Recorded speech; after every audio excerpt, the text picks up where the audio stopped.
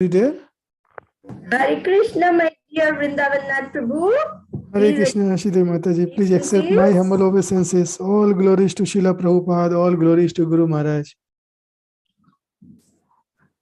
Hare Krishna. All glories Jai, to Srila Jai. Prabhupada. All glories to the assembled devotees. Hare Krishna, dear devotees. Please accept my humble obeisances. All glories to Srila Prabhupada. All glories to Guru Maharaj. Today we have our fortune. We have Sridevi Mataji, who is going to speak on Srimad Bhagavatam, Canto 1, Chapter 18, verse 22. So, Mataji, you would like me to share the screen, please? Yes, please. Sure, Mataji.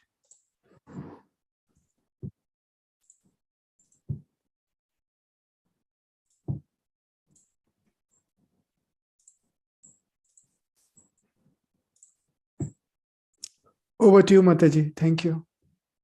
Thank you. So, dear devotees, thank you all so much for joining the call today. When Srimati, our God sister, told me that, can you please give the class?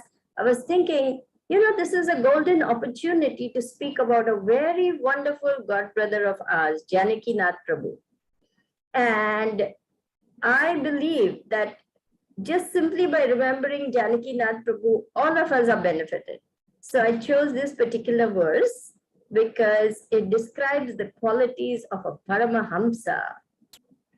And for those of you who don't know who is Janaki Nath Prabhu, he was a young brahmachari in Bhaktivedanta Manor, London.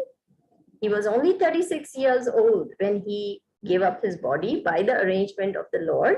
But in that short span of 5 or 10 years, he impacted the lives of thousands by his pure devotion to the Lord. So we will describe some more of Janaki Nath on to the verse. This is from the first canto, chapter 18, verse number 22, is actually describing the pastime of Parikshit Maharaj getting cursed by the little Brahmana boy, Shringi, and how everything followed from that point on, how the whole arrangement of the Lord was actually so that Maharaj Parikshit gives up his home, gives up his kingly opulence, and comes back to the Lord very quickly. So that's the background of this particular verse that I've chosen. So on to the verse, let me just make it a little bigger for me because it's a little small for me. Maybe I'll just pull it up on my screen here. Is this better, Mataji? Yes, that's a little better. Thank you, Prabhu. Thank you so much. Om Agyanatimirandasya Gyananjana Shalakaya Chakshurun Militam Yena Tasmai Shri Guruve Namaha Shri Chaitanya Manobishtam Stapitam Yena Bhutale Swayam Rupa Kadamayam Dadati Swapadantikam. Jai Shri Krishna Chaitanya Prabhu Nityananda Shri Advaita Gadadhara Shiva Sadikora Bhakta Vrinda Hare Krishna Krishna Krishna Hare Hare Hare Rama Rama Rama Hare Hare. So I offer my humble obeisances to all the assembled Vaishnavas, and I humbly request you to please give me your blessings so that I can fulfill the order of Gurudev to give class by your mercy very nicely and very pleasingly to all of you. For my humble obeisances to Gurudev, Nama Om Vishnu Padaya Krishna Prishtaya Bhutale Srimate Chandamali Swaminiti Namini. Nama Om Vishnu Padaya Krishna Prishtaya Bhutale Srimate Bhakti Vedanta Swaminiti Namini. Namaste Saraswate Deve Gauravani Pracharine Nirvisesha Shunyavadi Pashakya Deshatarine. So the verse goes like this. Yatra Nurakta Sahasaiva Dhira Vyapo Yadehadishu Sangamudham Rajanti Tat Paramahamsyam Antyam Yasmin Ahamso Pashama Swadharmaha. And the translation and purport by His Divine Grace, A.C. Bhaktivedanta Swami Prabhupada. Self-controlled persons who are attached to the Supreme Lord Shri Krishna can all of a sudden give up the world of material attachment, including the gross body and subtle mind, and go away to attain the highest perfection of the renounced order of life, by which non-violence and renunciation are consequential. Purport. Only the self-control can gradually be attached to the Supreme Personality of Godhead. Self-control means not indulging in sense enjoyment more than is necessary. And those who are not self-controlled are given over to sense enjoyment. Dry's philosophical speculation is a subtle sense enjoyment of the mind. Sense enjoyment leads one to the path of darkness. Those who are self-controlled can make progress on the path of liberation from the conditional life of material existence. The Vedas therefore enjoin that one should not go on the path of darkness, but should make a progressive march towards the path of light or liberation. Self-control is actually achieved not by artificially stopping the senses from material enjoyment, but by becoming factually attached to the Supreme Lord by engaging one's unalloyed senses in the transcendental service of the Lord. The senses cannot be forcibly curbed, but they can be given proper engagement. Purified senses, therefore, are always engaged in the transcendental service of the Lord. This perfectional stage of sense engagement is called Bhakti Yoga. So, those who are attached to the means of Bhakti Yoga are factually self-controlled and can all of a sudden give up their homely or bodily attachment. Where were we? Bodily. For the service of the Lord. This is called the Paramahamsa Stage. Hamsas or swans accept only milk out of a mixture of milk and water. Similarly, those who accept the service of the Lord instead of Maya service are called the Paramahamsas. They are naturally qualified with all the good attributes such as pridelessness, freedom from vanity, non-violence, tolerance, simplicity, respectability, worship, devotion, and sincerity. All these godly qualities exist in the devotee of the Lord spontaneously.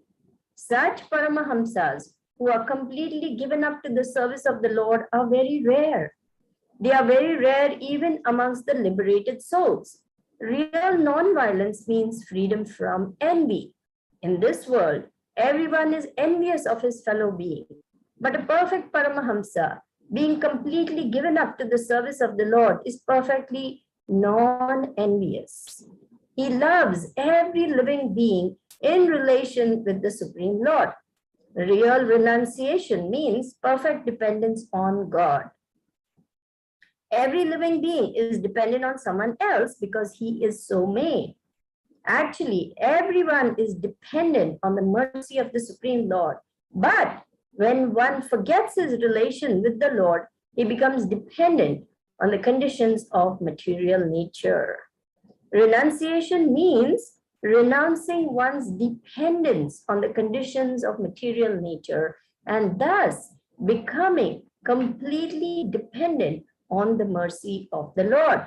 Real independence means complete faith in the mercy of the Lord without dependence on the conditions of matter. This Paramahamsa stage is the highest perfectional stage in Bhakti Yoga, the process of devotional service to the Supreme Lord. Umagyanatimirandasya Gyananjana Shlakaya Chakshurunmilitam Yena Tasmai Shri Gurave Namaha. So we see here a very beautiful delineation of how progressively one can become more and more situated on the path of light, not of darkness. Sense enjoyment leads to more and more entanglement and more onto the path of darkness. But sense control and using pure senses in the service of the Lord leads us to the path of light. Therefore, the Vedas enjoin us to take to devotional service of the Lord, Bhakti Yoga. Asato ma sadgamaya, tamaso ma jyotirgamaya, mrityor ma amritam gamaya. What does that mean? Come out of the non-truth. That means asat, that which is unreal and temporary. Come to the truth. Sadgamaya. Tamasoma Jyotirgamaya. Come out of the darkness into the light. Mrityorma Amritam Gamaya. Come out of the cycle of repeated birth and death and begin to taste real nectar of immortality. So, our dear God Brother Janaki Nath Prabhu, as I said before, was so much on the platform of pure devotion that he loved everyone. He was only interested in giving his best to every soul he saw. Matajis were very comfortable with him, Prabhus were very comfortable with him because he had gone beyond the bodily concept of life and he just was showering his true love and affection on everyone. We all are looking for true love, but what is true love? True love can only exist on the soul level when one soul shows deep love and compassion for the other soul that is struggling in the mire of material life, that is being tormented by the lashings of the material energy.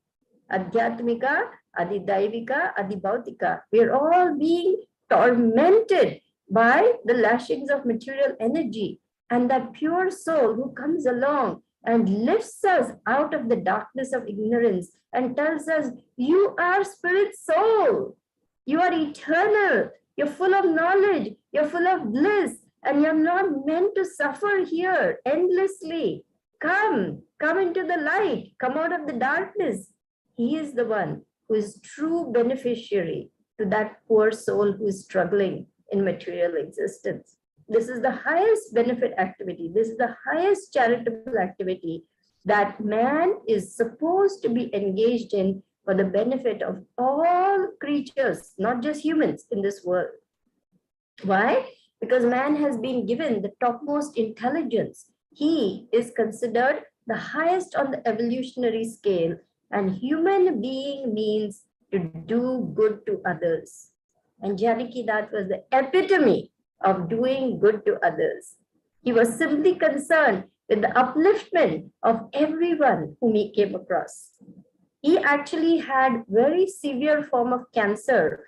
He had intestinal cancer, which spread to the liver. He had to undergo so many painful surgeries, and at times the pain was unbearable. But simply because he had taken full shelter of Gurudev, of the words and the teachings of the Lord coming through our spiritual master, he was able to rise above all the trials and tribulations posed and given to him by material nature. And he was able to use his position as a cancer patient to bring Krishna consciousness to doctors, to nurses, to other patients, to the staff of the hospital, to the orderlies of the hospital, to everyone he came in touch with. Not just there, even in Bhakti Vedanta manner, he organized so many programs for the youth, for the congregation, for guests, and he did so much preaching with his inimitable smile and his wonderful joy. He was full of joy. He wasn't walking or skipping or running. He was bouncing like a big ball of enthusiasm and with a big smile, constantly trying to give Krishna consciousness to others. And Guru Maharaj says, the more Krishna you give to others, the more Krishna you will get. So we see one by one, so many wonderful things happened, and he impacted so many people's lives, and he had such wonderful qualities that Krishna just picked him up. You can see over here, Vrindavan Nath Prabhu, let's go down, say, somewhere in the middle of the purport, where it says they can at once give up home, body, gross body, everything for the service of the Lord. Can we go to that line, please? It is somewhere in the middle.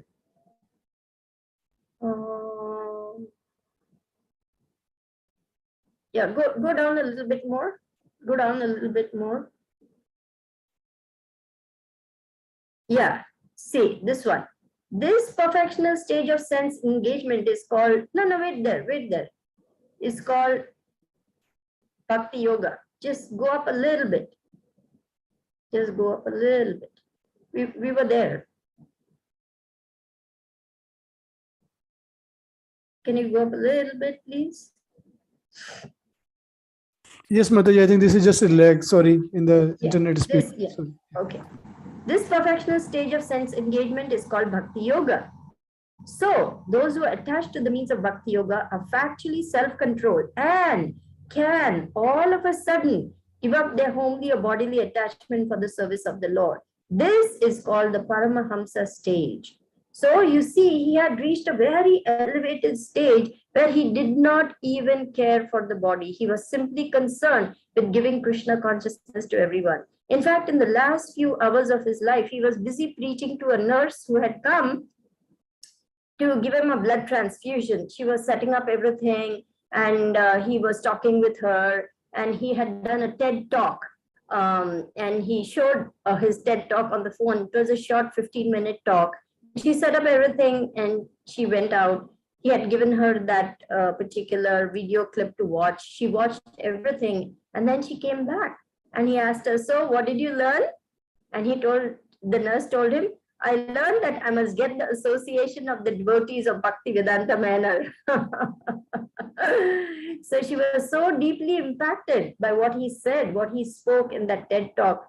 And that's the way Janakinath was. He was constantly thinking of how to give Krishna consciousness to others, even in the last moments of his life. And this is a true spiritual warrior.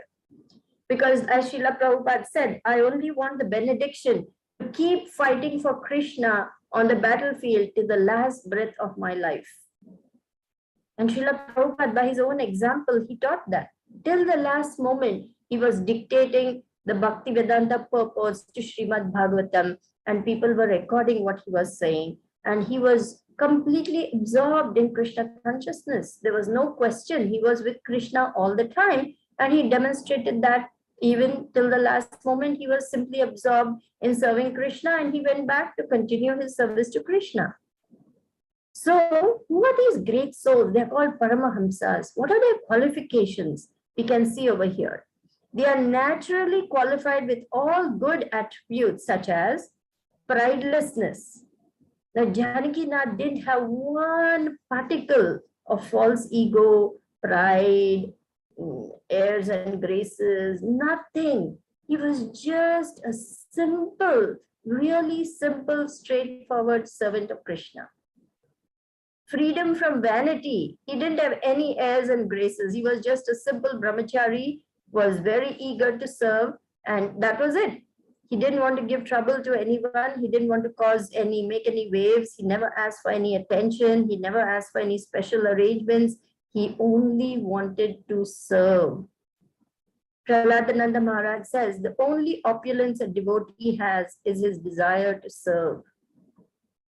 Janakinath, I remember Vishnu Priya, she was relating in the memories, afterwards we were all discussing about Janakinath's wonderful qualities, and he was trying to come to a disciples meeting, and it was a little late in the day, maybe all the places were booked or something, and he was saying, "Oh, don't take any trouble, I can sleep in the passage, I can sleep anywhere, you don't have to worry about a room for me or anything." He was so humble that he didn't want any special trouble to be taken for him. He was willing to accommodate to whatever the situation. This was how humble he was. He had no complete freedom from vanity, non-violence. He was the simplest, sweetest, gentlest, kindest, most compassionate person you could meet, because you could see his heart was simply just full of love. He just wanted to give you his best. Tolerance. Oh my Krishna. For a young man of his age to undergo surgery after surgery, to undergo the terrible pain of cancer eating away at you. He was at one time swallowing 30 different tablets a day. He was taking chemotherapy. He was doing radiation. He was having such a hard time. He had to be given morphine because of the pain. For such a person, he was tested to the limit. His tolerance had become so high that he was able to rise above all that and still give Krishna consciousness to others. Simplicity, very simple, very straightforward. No complication, no crookedness, no nothing. Just simple, straightforward Krishna consciousness. He was very respectable. He was worshipable himself because he worshipped the Supreme Lord with pure devotion. And he had great devotion and sincerity. All these godly qualities exist in the devotee of the Lord spontaneously. Such Paramahamsas who are completely given up to the service of the Lord are very rare. They are very rare even amongst the liberated souls. That is why it is so important for us from time to time to remember Janakinath Prabhu, to remember his wonderful qualities, and remember that if we want to attain the stage of pure devotion and we want to go back to the spiritual world, we should try to attain these qualities by purifying ourselves, by purifying our hearts of all these nasty things that are present now. We are envious, we are jealous, we are insecure, we are plagued by, so many worries and tensions, and we're looking at this one and looking at that one, thinking, oh, they have this. This is all on the bodily concept of life. But if we want to purify ourselves and come to the platform of the pure devotees, we have to take our Krishna consciousness seriously, and we have to chant Hare Krishna, Krishna Krishna, Hare Hare, Hare Rama, Rama Rama, Hare Hare, and really pray to Radha and Krishna, really pray to Panchatattva. Please, my dear Lord, engage me in your devotional service and help me to come back to who I really am, your eternal loving servant. I've lost that position because of my desire to lord it over material nature. And here I am struggling with the material energy. But you, my dear Lord, you can shower your mercy on me. So this is how, with our endeavor, we can attract the mercy of the Lord. And the more sincere and more heartfelt our pleas to the Lord, the more Krishna is going to listen. But if we are still, doing this and that,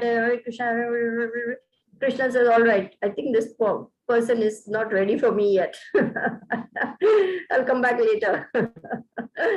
So we want to very quickly reach our real position, because that is our real position.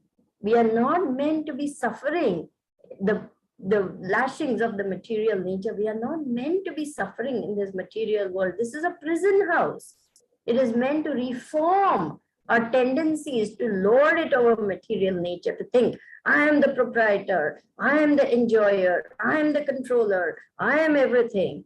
No, we are taught that you are not the center, Krishna is the center. We are simply on the periphery. We are simply servants of Krishna. And as we awaken this love more and more, what happens? He loves every being in relation with the Supreme Lord, because he understands every creature is part and parcel of Krishna. So if you love Krishna, you love everything about Krishna. You love all his creation. You don't discriminate between one and the other, because you realize everybody is spirit soul. Everyone is struggling in this material world. So every prisoner is the same as any prisoner, another prisoner. He may have a better cell, but he's still a prisoner. So where's the question of envying one and the other? So we slowly come to the point of real renunciation, which is what? We just do not depend anymore on the material energy and try to manipulate material energy and try to manipulate position and name and fame and this and that. But we take more and more shelter of Krishna and get more and more attached to Krishna and less dependent on the material energy for anything, because we understand this material energy is ever changing, it's mutable, it's not going to be permanently giving me any happiness. In fact, it's very likely to let me down, because whatever we count on, it changes very quickly. So why depend on all these things which are ephemeral and which will not bring us to a state of permanent happiness? The soul is hankering for perfect happiness, complete happiness. ever increasing happiness, happiness which never goes away. Similarly, the soul is hankering for perfect love, love which never goes away, love which never changes, love which is ever increasing. And all that is found only in our relationship with Krishna. You may say, oh, I have a very wonderful mother and a very wonderful father and a very wonderful wife and a wonderful husband and a wonderful child. Sure, that's very great blessing if you have those things. But ultimately, every one of these people are human. They're limited. And somewhere or the other, that wonderful mother, wonderful father, wonderful wife, husband, they will either let us down or disappoint us, or something will happen, or death might take them away. Something will happen, and that perfect relationship that we thought was so perfect and permanent will change. That's just the nature of this material world. But God never changes, Krishna never changes, and his love is ever increasing, and he is always there in his abode, Golok Vrindavan, where he is enjoying. Srila Prabhupada said, you want to enjoy? Go back to the spiritual world. So here we have very little scope for enjoyment, to be honest. Even if we try to enjoy, either it gets broken, or it's over very fast, or it's not as good as we thought it would be, or if it's good, then it doesn't last very long. It's always, something falls short.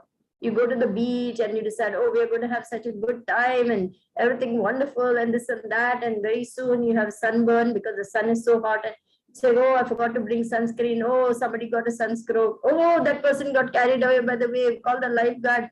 Within moments, what is supposed to be a very enjoyable excursion can turn to disaster. You have seen that. You may have seen so many news reports that the waves carried away the young child and they lost the baby, or a crocodile came and got. Something or the other is always happening in this material world to ruin our happiness, to ruin. Or if we are happy, then our loved ones are unhappy. Or if we are all okay, then somebody in another part of the world is suffering. Like we have this Ukraine war going on. It's a very sad situation. How small children, young children, old men, old women, women and children have to flee. One moment they're sitting in their home, eating food, watching TV, doing, whatever they're doing. And next moment they have to flee for their very lives. What a terrible condition. And those who stayed, they're either perished, or they're living in hiding, or they don't have any basic food, water. What a difficult existence. What cruelty man can inflict on man simply by, demoniac tendencies. So we can see that this material world is not a nice place. In fact, it is designed for us to say, where is that place where I can be perfectly happy?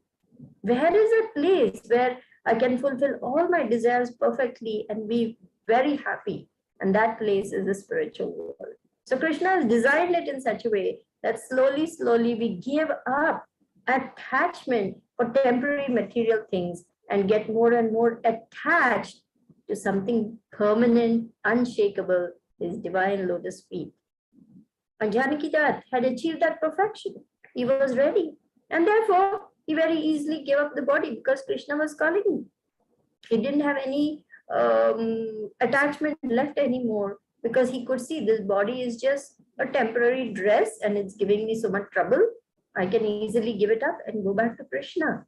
And Krishna called him back soon, because he saw this soul is very sincere. The soul is reached the perfection of life. So why waste time in this material world? Let me call him back.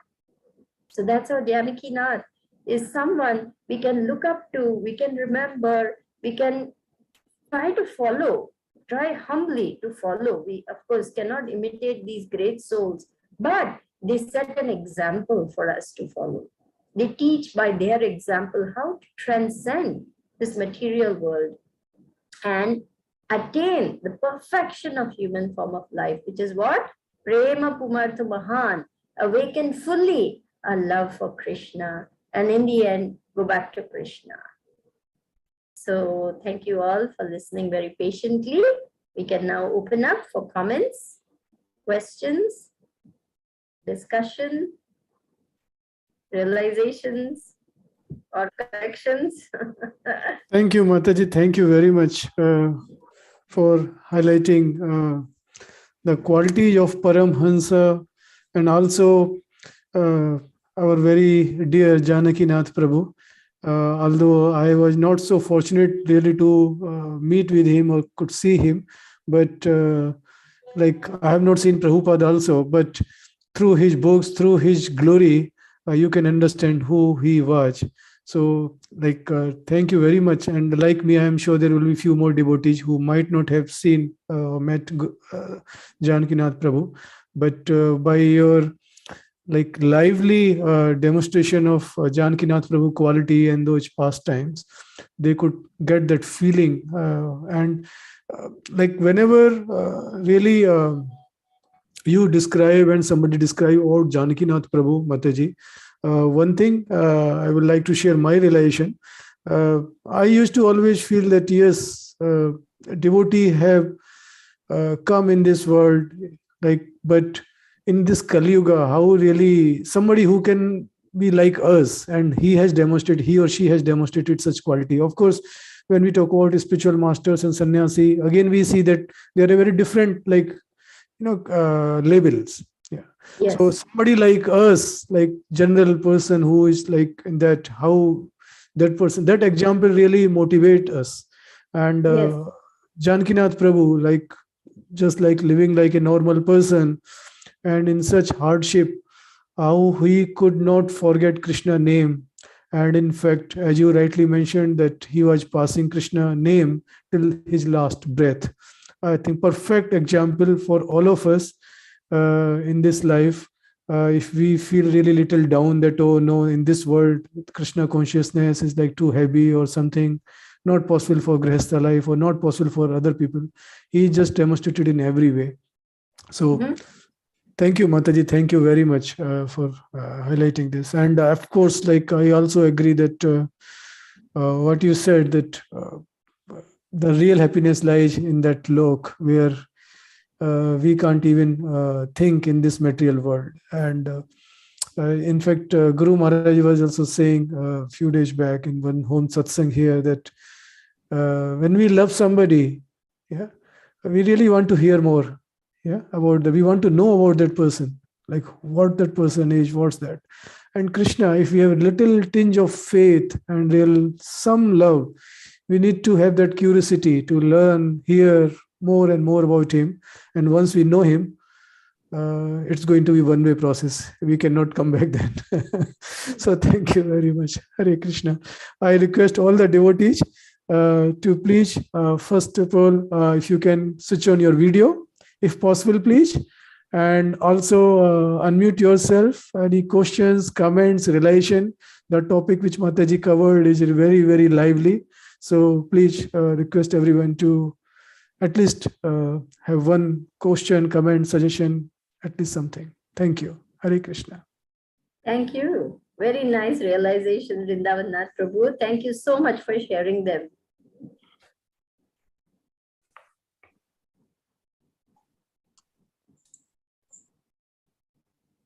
Hi, Sridevi Mataji. Thank you very, very much.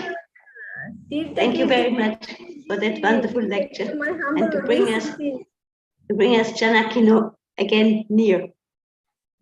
That is very nice. Thank you so much. Thank you.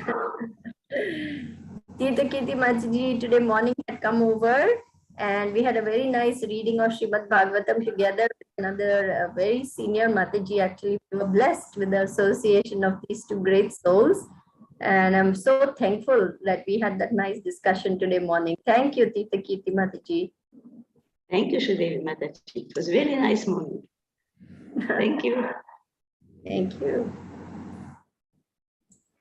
Mataji, Hare Krishna, Sridevi Mataji, there is one question on the chat from Shashidhar Prabhu, if I'm not wrong, sorry. Yes. I think it's Shashidhar Prabhu, yeah. He is asking, Hare Krishna Mataji, please accept my humble obeisances. All glories to Srila Prabhupada. So if we are more dedicated and sincere, do we leave body soon? Good question. Good question. No, it's not like I'm more sincere, I'm more dedicated, and so Krishna will just take me out of my body quickly. It all depends. It all depends because it was the will of the Lord that Janaki Nath should come back quickly. It's not that everybody will leave their body soon. Some people are very dedicated, very sincere, and they are around for a long, long, long, long time. So it's all dependent on the will of the Lord when he wants to call back his pure devotees. If some devotees are to be called back soon, they will leave soon.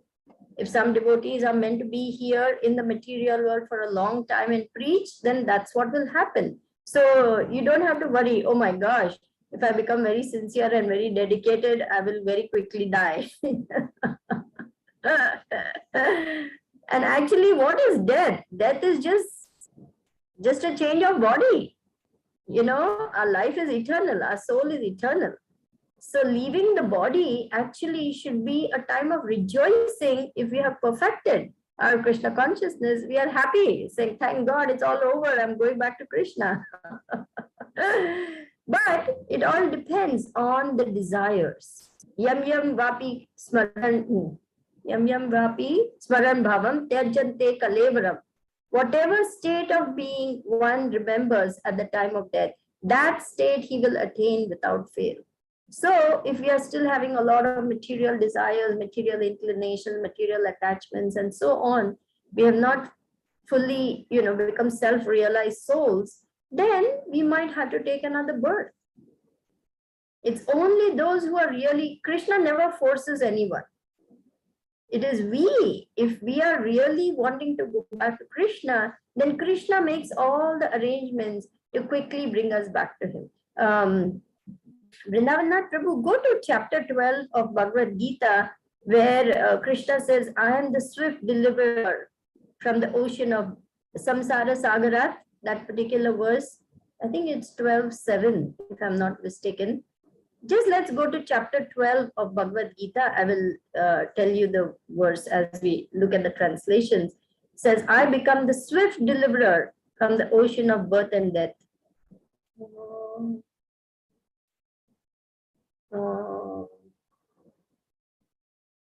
Maybe go. Yeah, there. Yes. For them, swift deliver. Yeah, 6:7. Can we just look at that purport, please? Good question. I want Shashidhar to feel convinced about Krishna's magnanimity. Okay, let's go to the purport. Okay, first the translation. But those who worship me, giving up all their activities unto me and being devoted to me without deviation, engaged in devotional service and always meditating upon me, having fixed their minds upon me, O son of Pritha, for them I am the swift deliverer from the ocean of birth and death. So who is a candidate for going back to Krishna? One who says, no, Krishna, I want only you. I'm finished with this material energy. I'm finished with material world. So fixing their minds upon him. Who? Those who have fixed their minds upon him. So look at paragraph 3. The Supreme Lord herein promises that without delay, he will deliver a pure devotee, thus engaged from the ocean of material existence. Can you go a little below, Prabhu?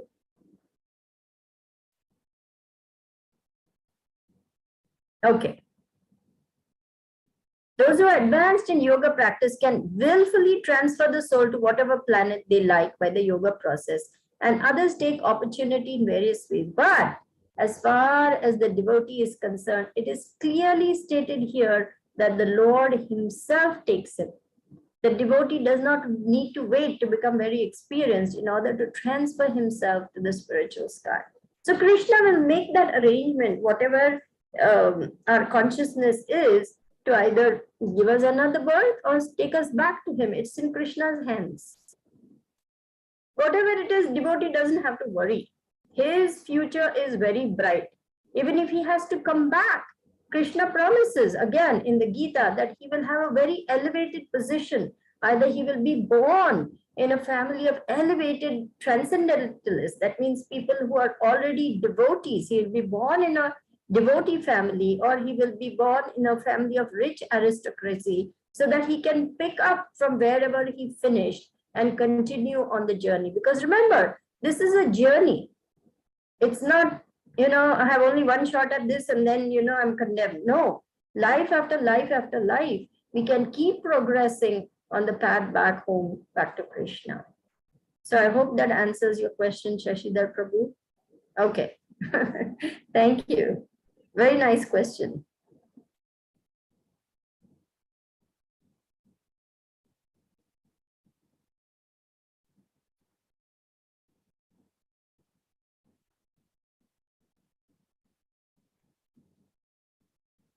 Yes, Krishnadas Kaviraj Goswami left the body at the age of 96.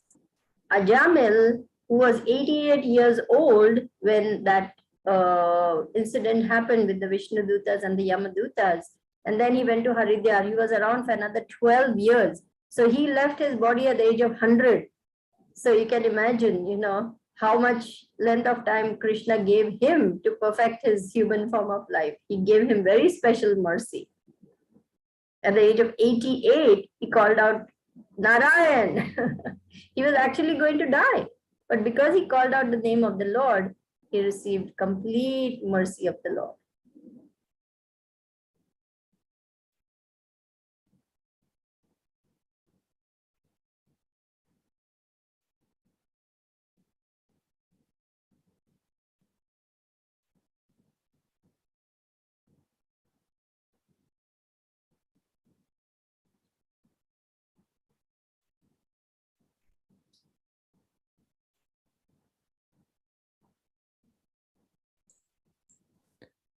Hare Krishna, Mataji. I think just to add to previous question, Mataji, I think if I'm not wrong, then our key milestones of this lives are already predetermined in terms of when we are going to die, because that's dependent on various other karma and of course like previous lives, all that combination. And I see that the Deviki's sixth son, they died just immediately because they had to just appear in this material body to come out of their previous karma. And various other like Goswami, six Goswami, like they had full life for a long time. So it's all depends on what Krishna has given that life span. And I think only thing in my view, Mataji, if not wrong, is that rather than thinking how long we are going to live, we should think about how we are going to make every moment successful. And because time is the only thing which is the most valuable asset, which is not in our control. So we need to really focus on that time very much. And we should live every day that this is our last day or last week or last month. And right. How I can say. Very true, very true. Very nicely said. Actually, Srila Prabhupada also says that the devotee should not worry how he is going to live, whether it's by accident or by arrangement. He should just carry on with his Krishna consciousness. This is there in chapter 8 of the Bhagavad Gita, verse 27. Can you pull that up for us, Vrindavan? Yeah. Yes, Mataji. Let's look at that beautiful purport. It's a very nice purport. 8:27, Mataji? Yes. It talks about this, how death will come. Yeah, look at these purport. Krishna is advising Arjun he should not be disturbed by the different path the soul can take when leaving the material world. A devotee of the Supreme Lord should not worry whether he will depart by arrangement or by accident. He should be firmly established in Krishna consciousness and chant Hare Krishna. He should know that concern over either of these two paths is troublesome. The best way to be absorbed in Krishna consciousness is to be always dovetailed in his service. And this will make one's path to the spiritual kingdom safe, certain, and direct. So, he advises, Srila Goswami advises, one should be unattached in material affairs and do everything in Krishna consciousness. By this system, which he is calling Yukta Vairagya, one attains perfection. So devotee is not disturbed by which way the soul will leave the body, because he knows his passage to the supreme abode is guaranteed by devotional service. So much reassurance is there by Krishna, not to worry. Krishna takes very special interest in his devotee, He really wants to protect and take care of his devotee, because finally, after so many lifetimes, this soul has understood who I am, and he's engaging in devotional service. So Krishna takes very special interest. He doesn't just say, okay, I'll leave him to his own devices. Krishna makes arrangements actually so that our bad karma gets reduced to very little, so that we can carry on with our devotional service. Because if we had to receive the full thing, we would be devastated. We would have to again take another birth. We would have to do so many things. So Krishna makes everything very small. He minimizes the suffering of the devotee, so that the devotee can carry on with devotional service and progressively come back to him. It's in the 9th chapter of Gita, I think it is 9:29. There Krishna says, I envy no one, nor am I partial to anyone. But whoever renders service unto me in devotion is a friend, is in me, and I am also in him. Let's go to 9:29, because that's a very nice, beautiful translation quote also. Yeah, there, that's the one, 9:29. Samoham sarva bhuteshu. The translation is, I envy no one, nor am I partial to anyone. I am equal to all. This, this is a very beautiful Sanskrit. I would like to say it. Samoham sarva bhuteshu na me dveshyosti na priyaha ye bhajanti tumam bhaktya maite teshu chapyaham.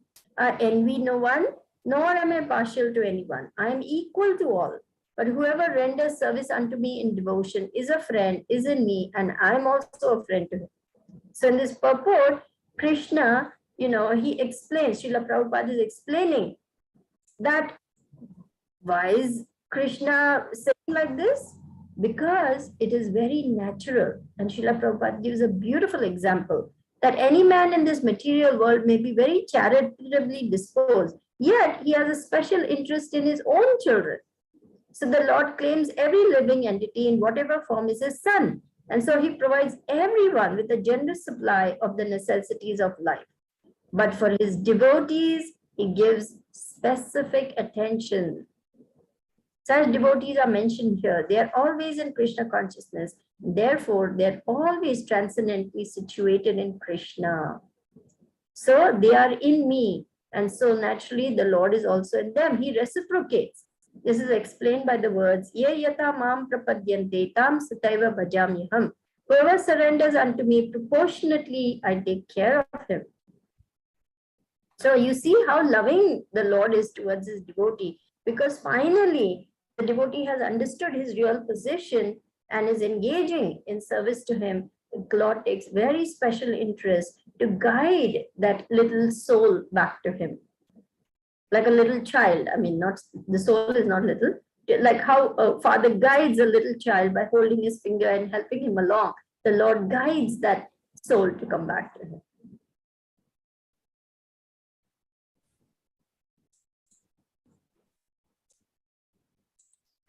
Thank you, Mataji. Thank you very much. Welcome.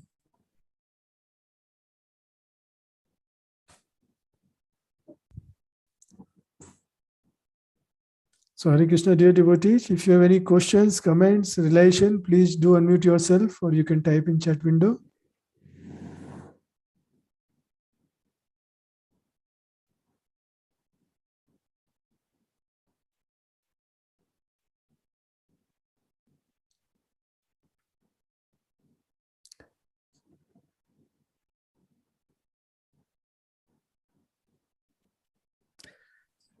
So while devotee Mataji come back, can I have one more question? Sure, please. Yes, we understand Krishna is definitely very kind-hearted, and he has got special love for his devotees. In fact, he gives himself to the devotee. So that's of course like a very high level of reciprocation from Krishna to his devotee. But other side, we also see like small mistakes from a devotee while they have surrendered the full life. But a small mistakes somewhere in their life, they had to come back in this life or in the next life with some kind of punishment, like Gajendra, yeah, in the previous life, just because, like, it's not sure whether he did right or wrong, because he just did not move while he was meditating and doing the service. Yeah, so he did not left his place, and many others, like that rishi who came in the form of fish in Bhagavatam Canto 11. I'm missing his name. That, so many such pastimes where they actually were quite good devotee of Krishna. They engaged complete life in the service of Krishna, but small, very small mistakes they did, like that this fish one. I remember Mataji, who did not donate the cow, like he gave donation of cow by mistake from somebody else, Brahman to other Brahman, yeah, that place. So like these such high quality Vaishnavas, but still they had to suffer. So what's the real like surety for us, people like who have been doing day in, day out so many anarthas, really, knowingly, unknowingly? Yes, that is true. Krishna wants us to become perfect, because only when we have reached the pure devotional, unalloyed devotional service, as Srila Prabhupada says, then we can re-enter the spiritual world. We cannot go just like that. So there's a very rigid purificatory process. This is beautifully described in Srimad Bhagavatam 10th canto, verse 14, chapter 8. If you look at that purport in the last few lines, Krishna, Srila Prabhupada is explaining that if we have to enter fire, we have to become like fire. So the Lord personally arranges for the devotee to get certain punishment just to rectify the enjoying spirit. Let's go to that purport. It's a really beautiful question, and I want to clarify it for you. 10:14:8 of Srimad Bhagavatam. Let's look at that purport. It's actually a very famous verse. Tatenu kampam susamikshamano Gunjana evatma kritam vikpakam ridva baburbir vidadan namaste jiveta yo mukti pade sadaya bha. If you look at that verse, you will see in the purport, I think it's almost at the end. You can go down.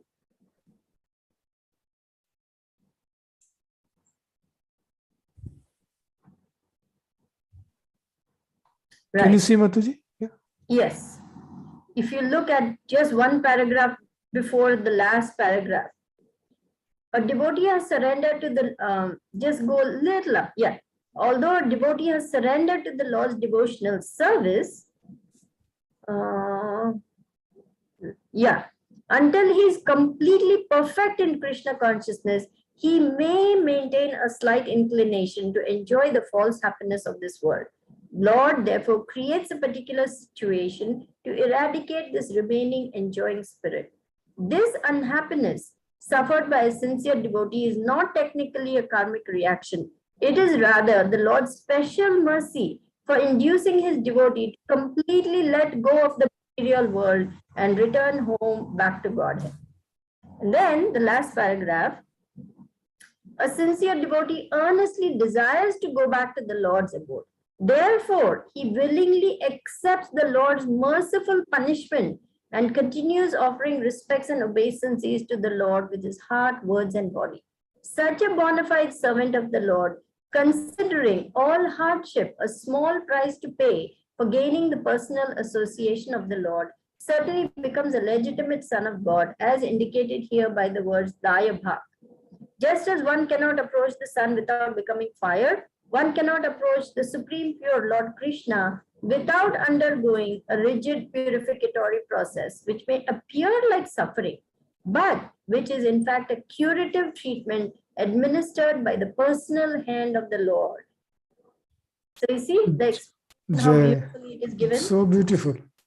Yes, and you can see even Maharaj Parikshit, such a great devotee of the Lord, how he got cursed like that too by one small little insignificant Brahmana boy, and he had to die within 7 days. But purport after purport, it is being explained that the Krishna arranged all these things to happen. Otherwise, how is it that such a great devotee becomes so plagued by thirst and hunger and fatigue and all that, how he will place one dead snake on Shamika Rishi, how he will do all these things. Krishna arranged for all these things to happen so that he would get cursed, bitten by the snake bird, and he would come back to him. And also, because this way the Srimad Bhagavatam would be spoken.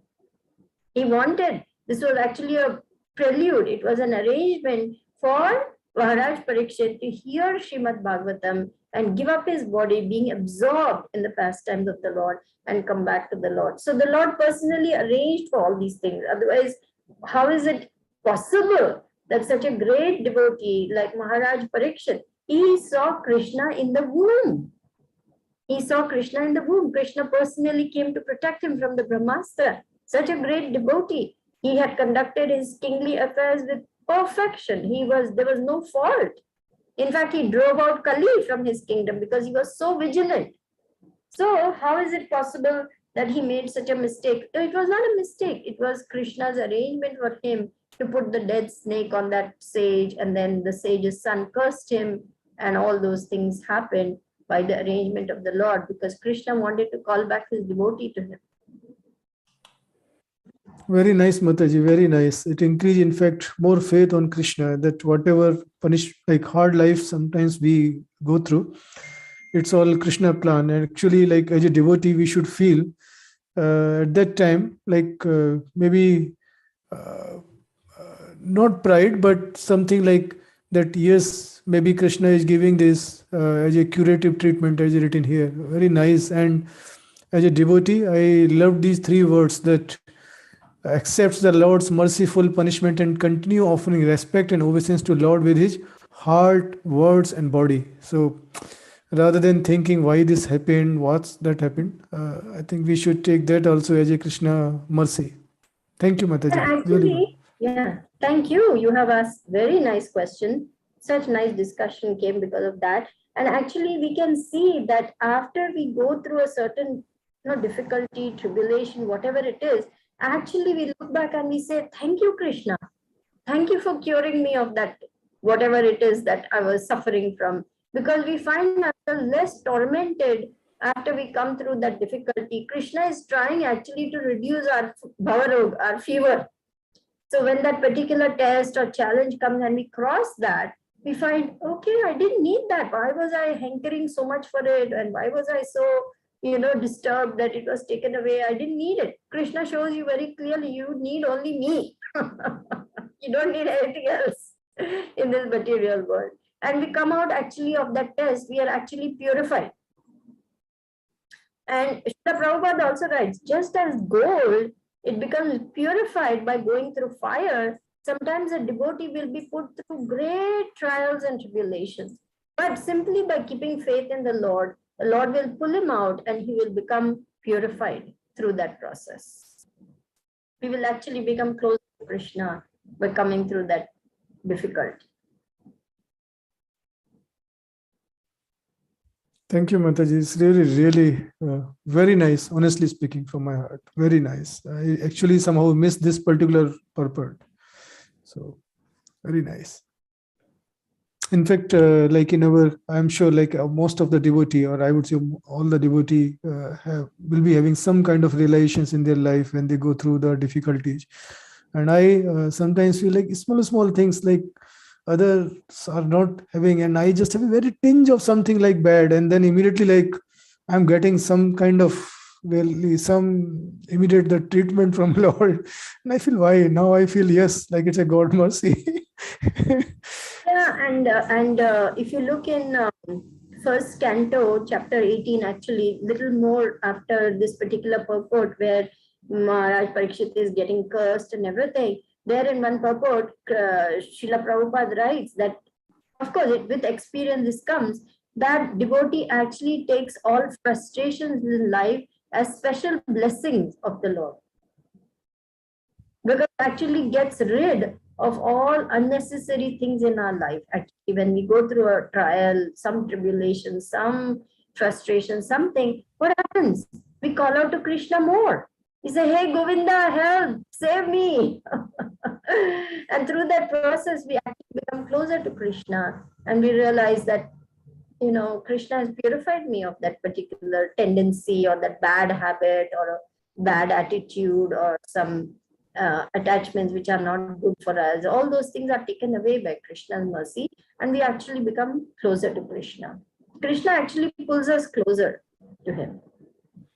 Sorry, Mati, I just written this here, so it remains in the chat history. Very nice, reference. So we don't miss 10.14.8. So yes. And Mataji, you also mentioned that Bhagavad Gita. What was that reference? So it remains.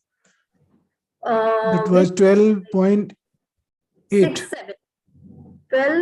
12th chapter, verses 6 and 7, where Krishna says, I am the swift deliverer from the ocean of birth and death. Yeah. And verse 929, where we talked about how Krishna is very protective towards his devotee. He takes a special interest in his devotee to guide him back towards himself. Very nice. Thank you, Mataji. Thank you. You made my day at least. I got more faith and confidence. No, these questions, I will tell you honestly, used to be in my mind. Why such high devotee, elevated devotee had to suffer, but it's a right curation.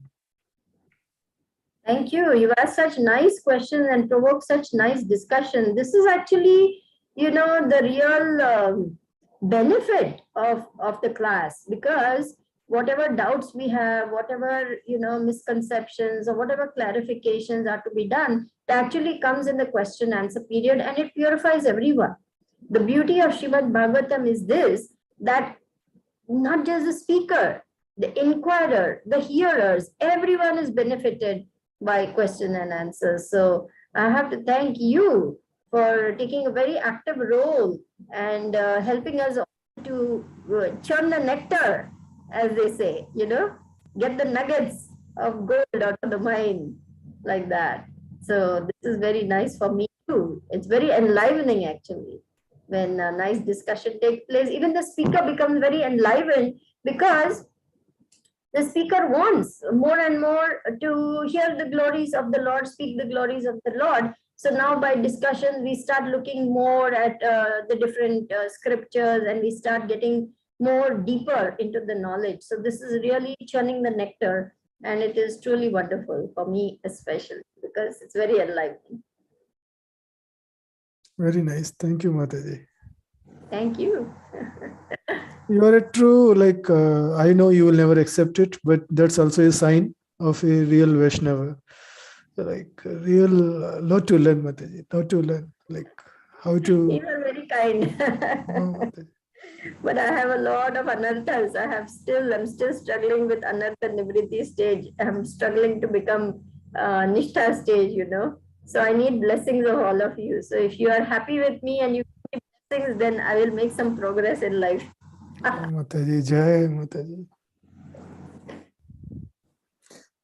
Hare Krishna, dear devotees. I will say, if you have any questions, we are already 9 minutes over the hour, but if any last questions, last comment, last realization, please do unmute yourself.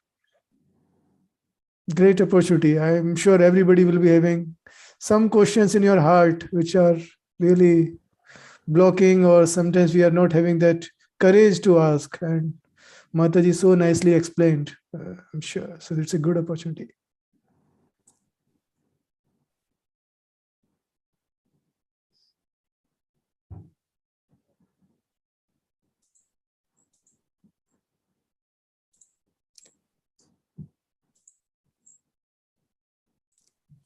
So looks like, Mataji, no further questions.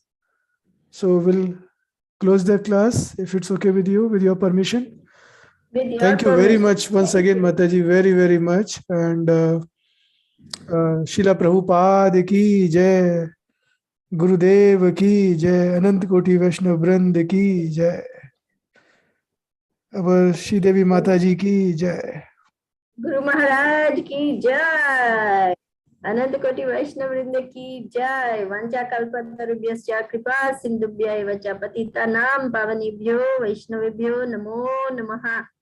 Thank you all so much for blessing me with your presence, for blessing me with your questions, for this very lively discussion. So enlivening for me. I'm so grateful. Thank you so much.